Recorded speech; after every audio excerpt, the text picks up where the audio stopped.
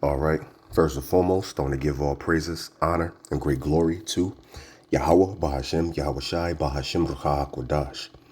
Double honors to the apostles and elders of Great Millstone that rule well, and salutations to the elect, pushing His truth to the four corners of the earth in truth and in sincerity. This is Jeremiah, chapter 30 and 7, and we read, Alas, for that day is great, so that none is like it. It is even the time of Jacob's trouble, but he shall be saved out of it. This is Isaiah 33 and 6. And wisdom and knowledge shall be the stability of thy times, and strength of salvation. The fear of Yahweh is his treasure. In this particular video, I want to be talking about shell shock and war neurosis. All right. It says wisdom and knowledge shall be the stability of thy times. Brothers have touched on this before. What's going to keep you mentally stable in this time of Jacob's trouble? This truth, Yahweh Ba'Shem Yahweh Shai, ultimately. Having the name of Yahweh Ba'Shem Yahweh Shai and having this truth, man.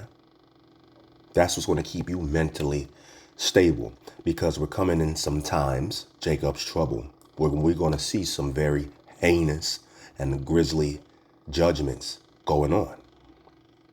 You're going to see a lot. You're going to see hundreds upon hundreds die, thousands die, dead bodies of children, women, the elderly. We're going to see people that's been ripped up by the teeth of wild beasts, shot down, hacked, trampled, so forth and so on. We're going to see newly created beasts. What's going to keep you mentally stable in these times? Yahweh Ba'Shem Yahweh Shai, okay? Having the wisdom and knowledge of this truth. What you're seeing right now is people that suffered shell shock. And you get this by going to war, which Jacob's trouble is going to be active war against you. You Jakes, man. These people have heard bombs and bullets fly past them. They have seen some horrific shit. All right. And they are suffering what's called shell shock. As a matter of fact, let's get the definition of shell shock. Shell shock, affected with shell shock or combat-related post-traumatic stress disorder. It is when you become mentally confused, upset, or exhausted as a result of a highly stressful or disturbing and often unexpected event or experience. This destruction is going to come unexpectedly to them who's not on a watch. You 2/3 out there, man. Let's go even deeper into this. Shell shock is a term that originated during World War I to describe the type of post-traumatic stress disorder, or PTSD, that many soldiers experienced during the war. Before PTSD was officially recognized, it is a reaction to the intensity of the bombardment and fighting that produces helplessness, which could manifest as panic, fear, flight, or an inability to reason, sleep, walk, or talk. You see that? Walk or talk or reason. So the people who don't have this truth, when all hell starts to break loose, they're going to have what's also called a mental breakdown, shell shock. See that? Or as another name for it is war neurosis. Let's get the definition of war neurosis. Let's bring that back. War neurosis is a term for the psychological effects of war on soldiers. And like I said, Jacob's trouble, Esau's going to be going to active war. Door to door. We're going to see some things, man. And when the enemy shall come in like a flood, guess what? Yahweh Ba'Shem Yahweh Shai is going to lift up a standard. All right? It can cause acute behavioral disorganization, personality disturbance, or post-traumatic stress disorder. It can also result in physical symptoms such as paralysis. You see that? Salakia. Paralysis mutism, deafness, or blindness. War neurosis can occur during or after the war. So while shit is popping, these things can happen to you, man. If things become so stressful and overwhelming, watching people get blown to pieces, watch people get straight ate in front of you, or you being ate and survive. These things can trip somebody out. And yes, I mean, people will be eating people in this upcoming famine. These things can mentally snap someone, make them have a mental breakdown. All right. It could cause deafness, mutism. All right. Blindness, not the ability to not walk, talk, not reason. People, you've seen it. People go through it on these movies out here where war is going down and somebody loses it for a second and the guy has to shake them and tell them to get back to reality. And it takes him a while all these bombs and shots are going on. And then he snaps out of it. Yeah, that's just a mild little case right there.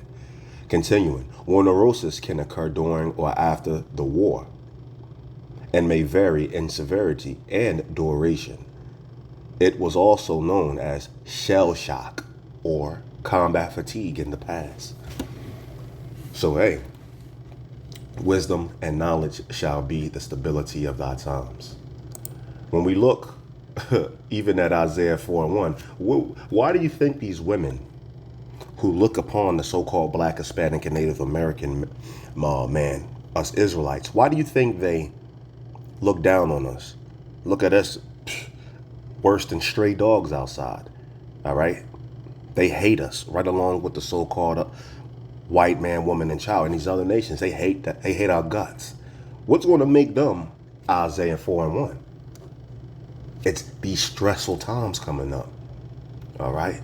And a lot of people are going to go through mental breakdowns, shell shock, or war neurosis. Let's get Isaiah 4:1. That's Isaiah 4:1, and we read, "And in that day 7 women shall take hold of one man, saying, we will eat our own bread and wear our own apparel.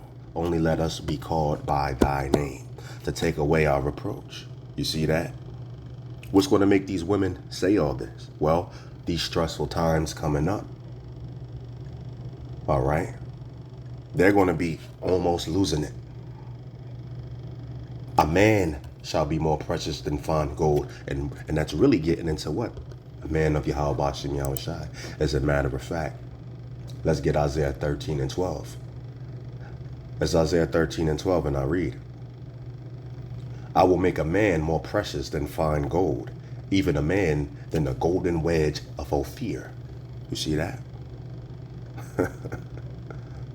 These times that's coming, man, are going to be really gory. Some terrible times. Some severe times, man. And if you're not with Yahweh Bashim Yahushai, if Yahweh Bashim Yahushai doesn't choose you, well, you're going to be caught up in these things, man. Hey, you're not going to have the wisdom and knowledge to keep yourself mentally sane. When you start seeing all this, let's get Psalms 91:2. Excuse me, this 91 and 91:7. It says, "And thousands shall fall at thy right side." It's like at thy side, and 10,000 at thy right hand, but it shall not come nigh thee. All right. Hey, that's those who was pleasing Yahweh Bashim Yahushai. Psalms 91, 9 and 10 tells you also, "No plague shall come nigh thy dwelling." Why? Because you made Yahweh Bashim Yahushai your habitation. All right, so you're not going to suffer these things that you're looking at on your screen right now. People going through war neurosis and shell shock and mentally breaking down. Can't walk, talk, just paralyzes. You know? You're not going to go through these things, man. Well, I'm not going to make this video too long. Let's bring out Isaiah 33:6 again, and we're going to close it down. It says, "And wisdom and knowledge shall be the stability of thy times. and strength of salvation. The fear of Yahweh is his treasure. You see that? And what is fear of the Lord? That's the beginning of wisdom. All right. Well, I hope this was edifying. And with that, I'm going to say shalom.